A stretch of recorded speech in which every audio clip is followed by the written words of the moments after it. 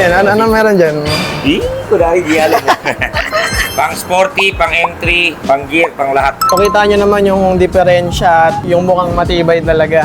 May dating na pare. Plug and play na to. Wala kayong iintindihin kundi sasalpak nyo na lang guys. O yun kay Trupa. Speed Tuner T-Pose in. Tapos may pangalan pa tayo dito. Speed Tuner Winer. Thank you Kuya May. Maraming salamat. Walang galawan yan pare. Ready for wheelie na yan, bro. CNC to guys na T-Pose para sa mga Mio Sporty, M3, MXI. Yan na pa, kintab.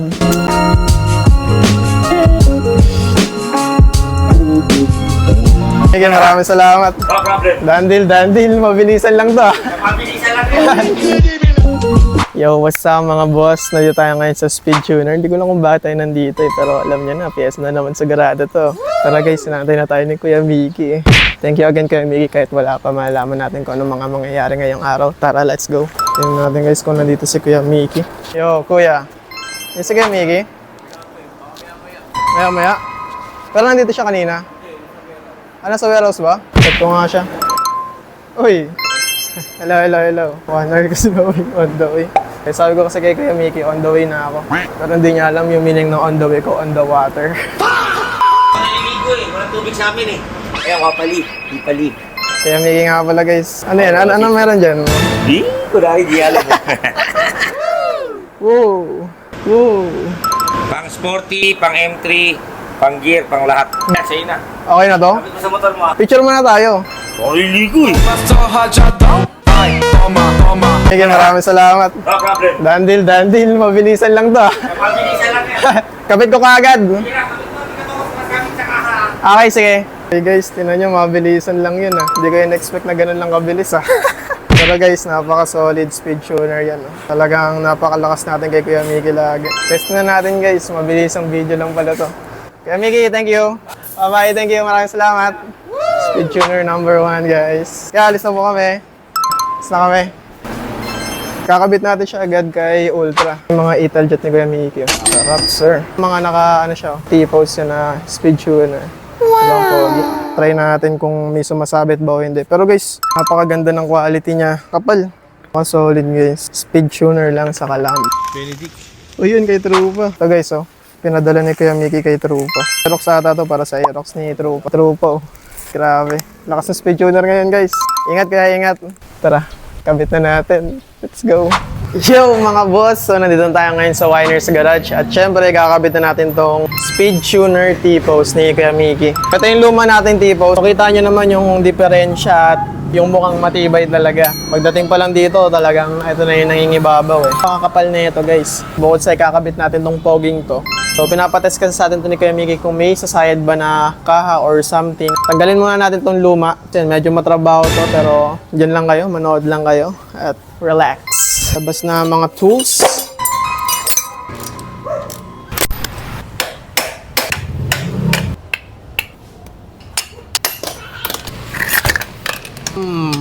Guys, parang nagasgasan yung mags ko dun. Yup, nagasgasan siya.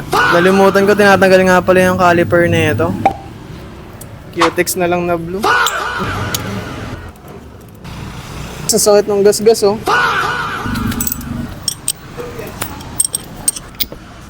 Oh ha? And down. Balik natin yung bolts. Yung mga bolts na yan, kilala ko yan. Mga nawawala yan pag di nilalagay dito. Ha? Kilala ko kayo, boy. Woo!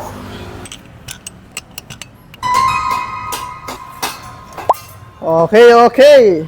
This is it guys. We're almost there. Palit na tayo.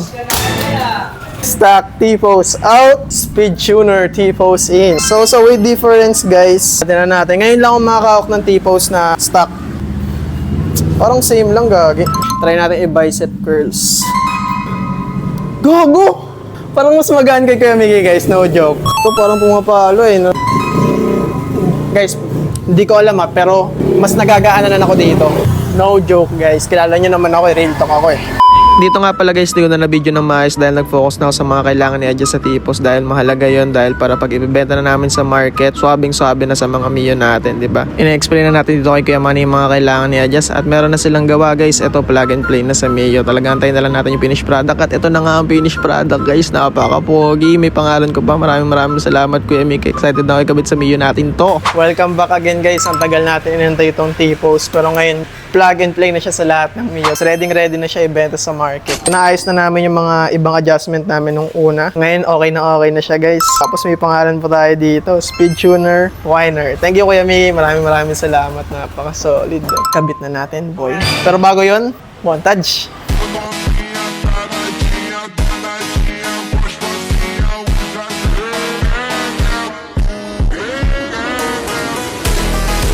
Ang gagamitin nating bearing is itong Racing Monkey. Testing natin kung matibay siya. Kabit na natin to. Let's go.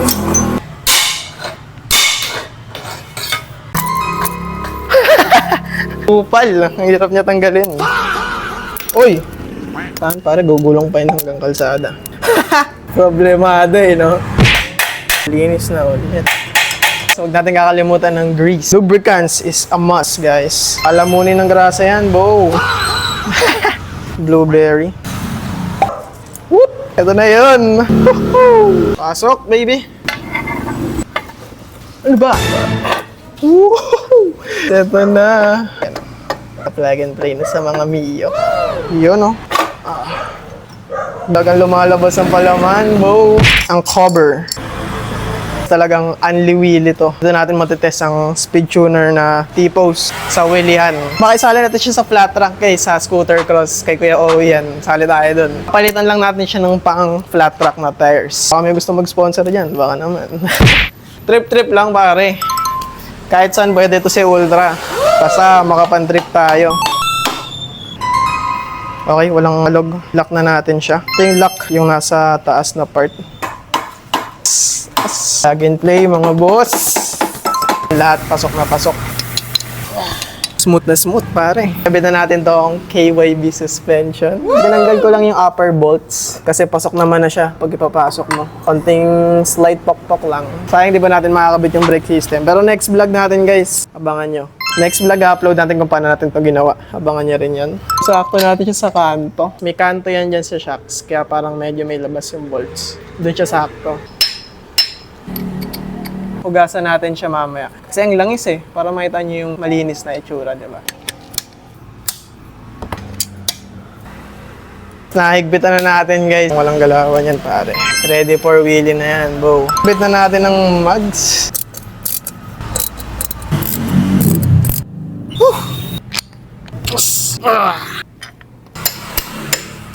Papasok na natin to dito. Napakaganda. May dating na pare. May dating na. Ito na lang talaga guys. Ito. Abangan nyo sa mga susunod na episode. Papalitan natin yan. Tapos syempre yung pinaglumaan. Bahala na kayo kung gusto nyo yung mga pangit na yan. Pero lapitan natin. Madumi pa siya pero huhugasan natin yan ngayon bago natin i-montage. Speed tuner natin. Nakaganda may pangalan natin. Speed tuner. CNC to guys na T-Post para sa mga Mio Sporty, M3, MXI. Pwede sila doon. Alam ko, pare-pares lang sila Tapos nag-contrast rin tong KYB natin. DIY lang to guys hindi to original Siyempre yung mga GR buy, nagko-compliment na naman. Talagang may dating na siya. Tingnan ko nga sa malayo. Tingnan natin sa malayo. Wow! Pogi! Sige guys, linisan na natin doon. Binibilang pera ko sa mamahaling kotse. Girl mo kakwentuhan ko sa mamahaling kotse. Na-traffic ako at least sa mamahaling kotse. Two drinks ang bagay na sound sa mamahaling kotse. Okay mga boss, nahugasan na natin siya. Tara, tignan natin ang malapitan to boy. Diba na yung datings niya sa harap? Kintab. Maraming salamat kay Kuya Mickey, kay Kuya Manny, kay Jello, kay Kuya Mac. Sa buong speed tuner, maraming salamat po sa inyo. Available na to sa market. Chat nyo si Kuya Mickey. Ang SRP neto ay 8.5 guys. Pwede nyo rin OPM or si Kuya Mickey. Plug and play na to. Wala kayong iintindihin kundi sasalpak nyo na lang guys. Ano ba hinahantay ng lahat? Montage. Gusto kita na mapasahin kahit na mali katabi ka ng matagal. At di lang ngayong gabi, hiling ko sana'y matupad. Ako'y di na mapakali.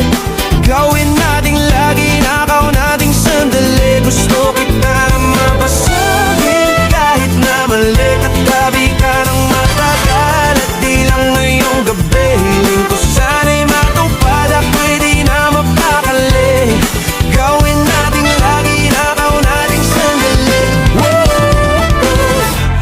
dan tayang